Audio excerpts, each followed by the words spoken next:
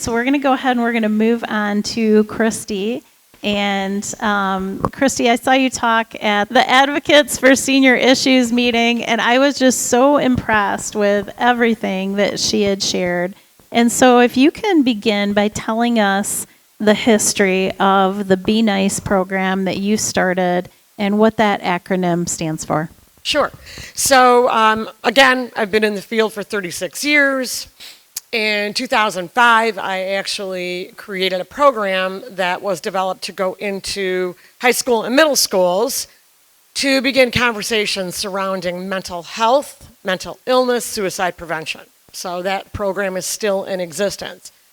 So it was in 2010 that I was actually teaching the program that day in a classroom, and there was national attention brought to the loss of a young man who took his life.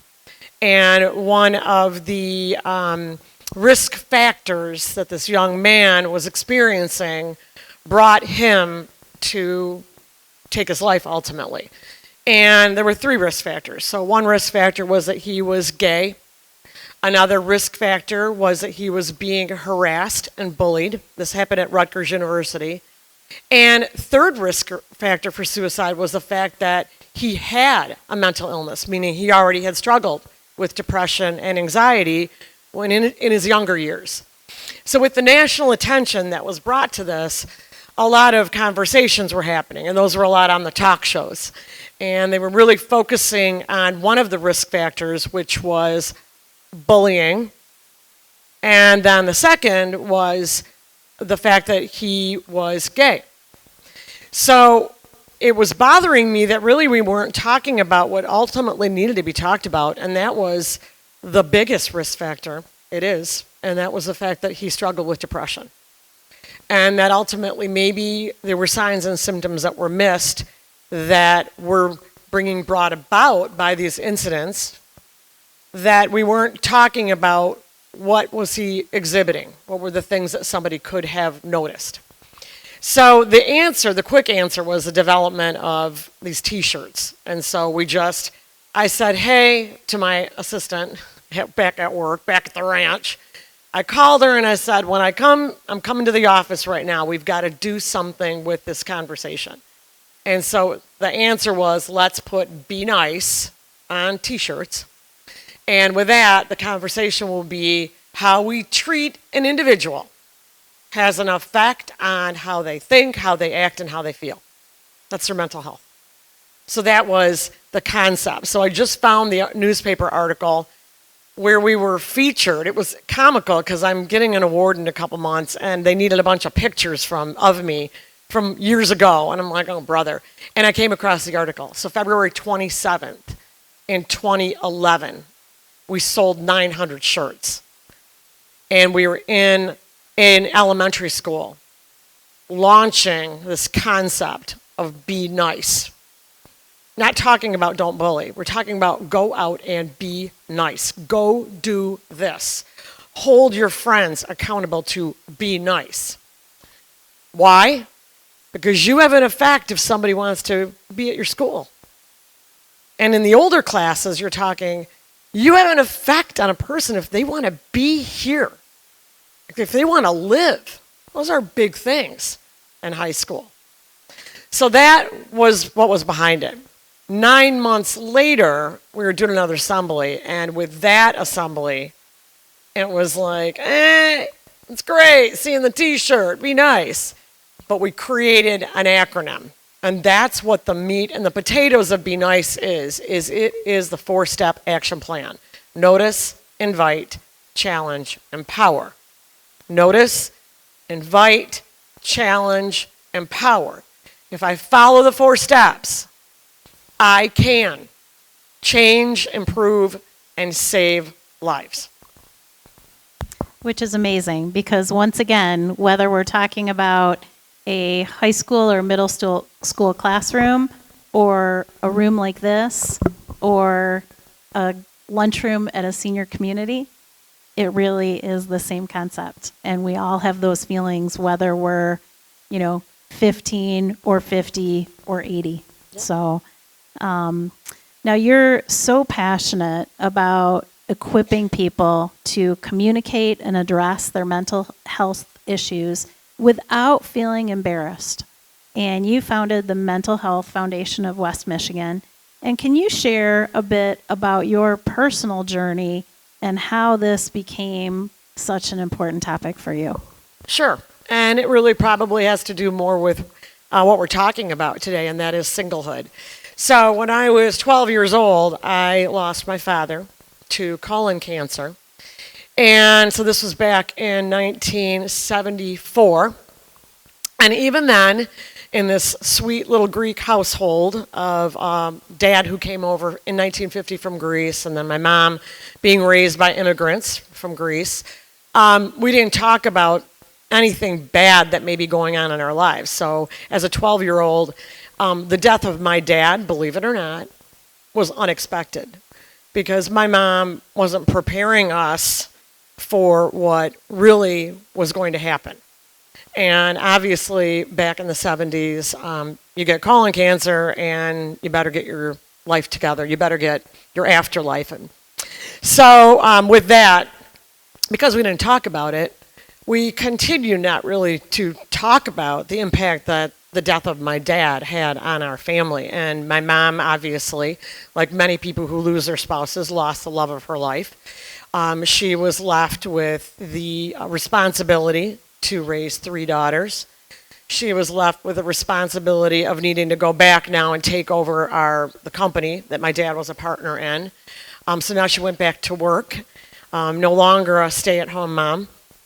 And within 2 years of going unnoticed, remember the first step of the action plan is notice, my mom got extremely ill. And her mental illness was very compromised to the point where she had a catatonic, psychotic breakdown. And it happened on a trip going to Florida for spring break. No idea what was going on. We didn't understand mental health. We didn't understand mental illness. Those are things that we didn't talk about, but you know what? Nobody else was talking about it either. People weren't talking about it. And that's how many loved ones ended up in institutions for many years. Kalamazoo, Ypsilanti, Traverse City, state hospitals.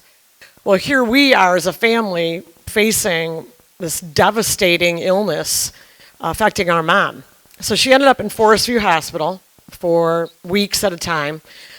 First one was 3 weeks, I would say. And scary stuff to watch a person not recognize you, a person experiencing hallucinations and delusions. So we didn't talk about it as a family, what that illness was, just like we didn't talk about cancer. So then I went on to grow up with my mom in this home. My sisters had to go to college, which was awesome, but I was left with needing to take my mom to the hospital sometimes. Visiting her, picking her up for church, and getting the pass to pick my mom up. So when I got to Michigan State, it's interesting, but my mom's last hospitalization was the week that I graduated from high school. Again, I picked her up to come to my high school graduation. None of my friends knew this. None of my friends knew that sometimes I would come to school in fear that I would go home and not find my mom alive. Interesting. So when I got to Michigan State, I went into recreational therapy, and luckily my internship was something in East Lansing because I wanted to party my senior year, but I landed the internship at a psychiatric hospital, ironically, right? But it was kind of comical that I didn't even associate that with what was still going on with my mom. So fast forward 3 years later, I graduate from state. My mom never went back in the hospital from that day when I was at graduation night. But then when I went, and I went to Greece a couple of years. That's a great trip. When I went to Greece for a couple of years, I came back and I got a job. A guy from church, Greek guy, introduced me to a woman who worked in a facility where they work with people with mental illness. God, it's all God, okay? He put me in the spot. So that's where I worked, my first job 36 years ago. And then, you know, as I got to understand these people that I'm working with, chronically mentally ill, people that were spending 20 years in these institutions, I said, whoa, that could have been my mom. My mom was like these people. And I couldn't believe it. My mom couldn't take care of herself. My mom couldn't go to work sometimes. My mom didn't want to be around people when she was really struggling. So I became very passionate about the stigma associated with mental illness. And what I grew up with was stigma. And I wanted to eradicate it. So I created a program to go into high schools. And that was, hey, don't be afraid to talk about it if something is going on at your home, because I got a story. Then it turned into ultimately the movement that kids were now struggling. And I'm talking, this wasn't during COVID. This has been going on for years, that kids have been struggling and not receiving help and treatment. So we were way ahead of the game when we created our programs that we're doing at the Mental Health Foundation. Be Nice being the flagship. My mom passed away. She did not die by suicide. She was an amazing mom who empowered herself, that's the E, right, in the action plan, to get a job. She worked at Baker Furniture for years. We got a great discount on furniture. And she rocked it. She was a great grandmother. She put 3 girls through college. She threw 3 big fat Greek weddings. And life was good when they get help and treatment. And that is so important, to just be able to talk about it and address it, because I don't think that, you know, any of us in this room haven't either had emotional and mental struggles ourselves or known someone very, very close to us who has. And I think it's just that idea of not being embarrassed to talk about it. So, you know, so much about mental health is really, who do we have around us to help us cope when, you know, life throws us something that is unexpected. So when someone has found themselves single through whatever means, this could be really devastating to someone who once relied on that other person. And explain the concept of silos and how that relates to mental health. Well, one way also of looking at silos, when I saw this question, is we tend to silo mental health into populations too. So, you know, you'll hear a lot about youth, then you hear about teens, then you'll hear about college students, and then you'll hear about middle-aged men, and then adults. And what I like to look at is, let's stop siloing mental health, and let's get to the whole population of people, that when someone is struggling at the onset of their illness, believe it or not, it can look the same. If I'm looking for the clues and warnings that someone may be starting a journey with a mental health concern. And those are 3 things that I'm going to be looking for: going to work, going to school, attending things that I typically attend. Suddenly, I'm stopping to do these things. Secondly, attending to daily activities that are part of my normal routine that I know, right? For kids, it may be going to school, maybe doing their homework, maybe going to their sporting events.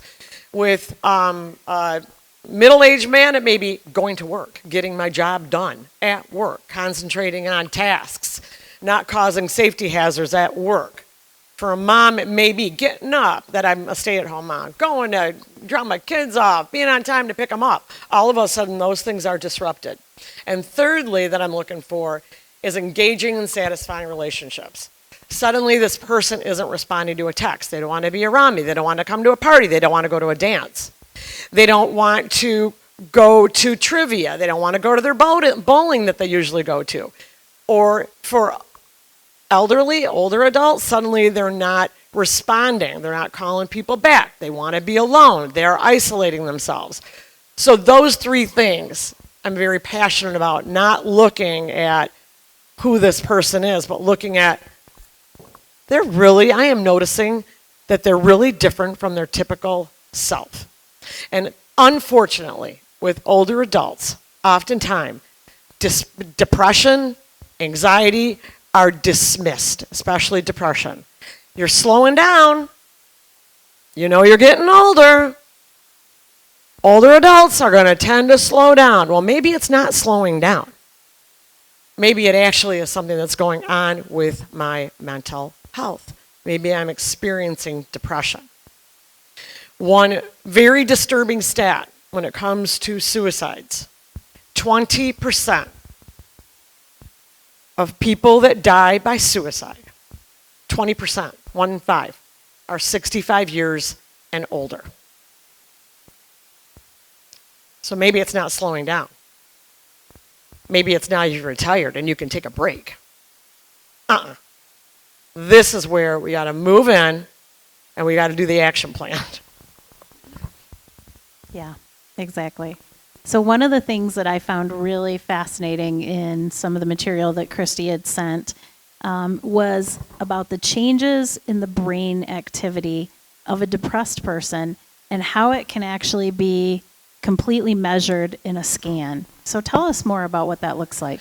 Well, typically insurance companies will not cover this scan. So this is why education of being able to notice changes, right, is important. But in a PET scan, and usually when I'm doing an hour-long presentation with a PowerPoint, I show the scan, and the scan will show a depletion of certain chemicals in the brain when someone is struggling with their mental health. Specifically with depression, you can see on the scan the colors actually change to a more bluer brain because what's missing are the serotonin, the dopamine, those things that make us more alert, right? That help us to be happy, that help us to want to be places, to be around people.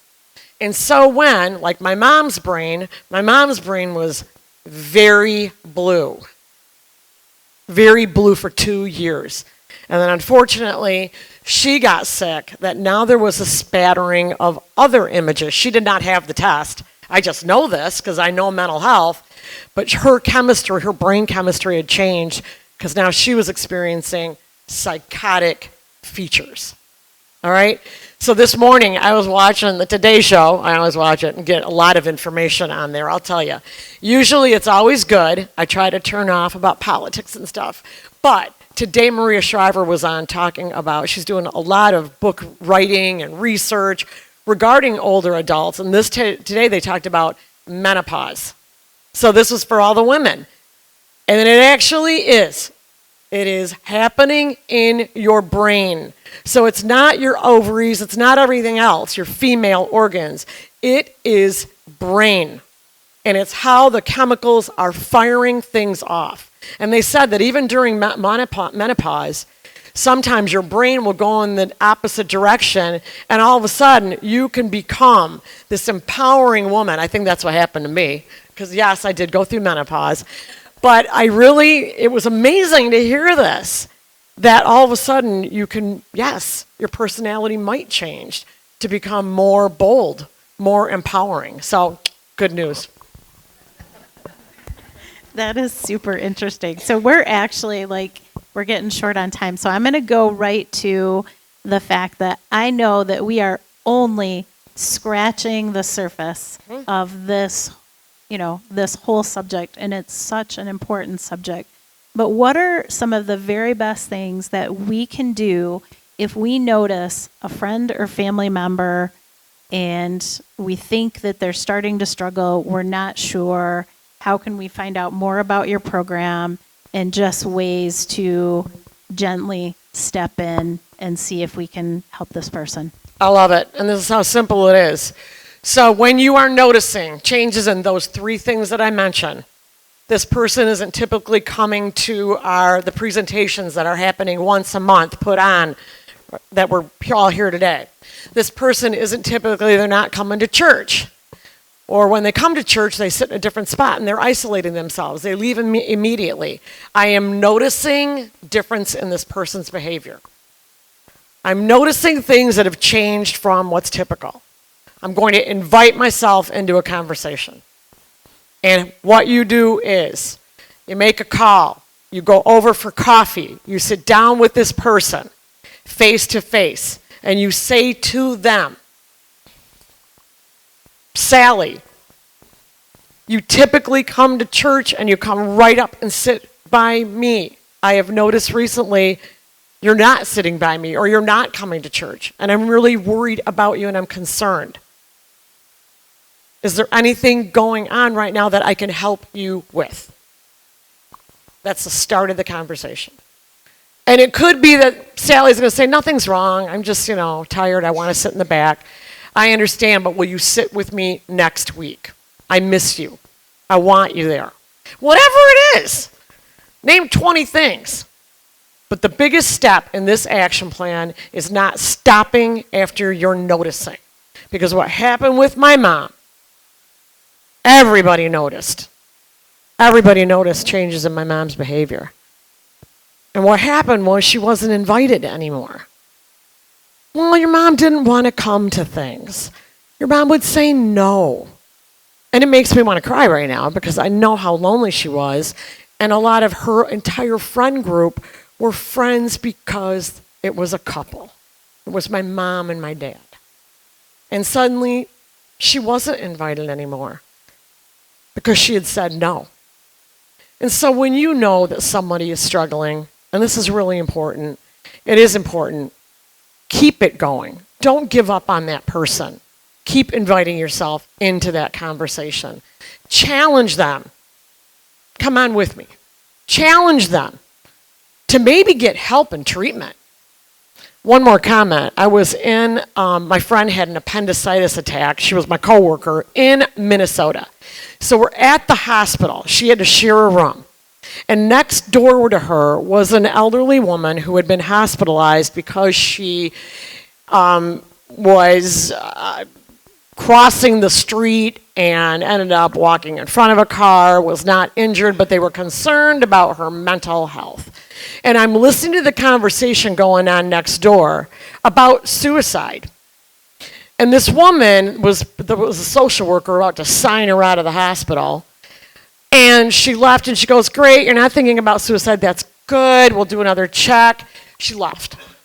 I walked over there and I said, I don't mean to get in your business, but I want to give you one phone number and I want you to have it at your bedside all the time if you're ever thinking about suicide. It's 988. It's a phone number that you can call at any time, 24 hours a day, 988, and you can have a conversation with a clinician. I'm in a distressful situation. I'm thinking about suicide. Maybe it's a loved one that you're concerned about. I've got my son. He hasn't been going to work. I know he's struggling. I'm concerned. Can you help me with the next steps? What should I do for him? Whatever, that's what the note that I want to leave you on, is making sure that 24/7 there is help and there is hope. Thank you from the bottom of my heart for letting me be here today. I look forward to coming more often to your workshops. I love it. I learned so much just now from you two. It was pathetic. Anyway, thank you. Awesome. Well, once again, I just am always so grateful for the people that take time out of their very busy schedules to share their personal experiences, their expertise in all different areas, and ultimately thankful for all of you who continue to come and to bring your friends, because you're the reason why we do this. So give yourselves a hand, and then we'll move into the drawings really quickly.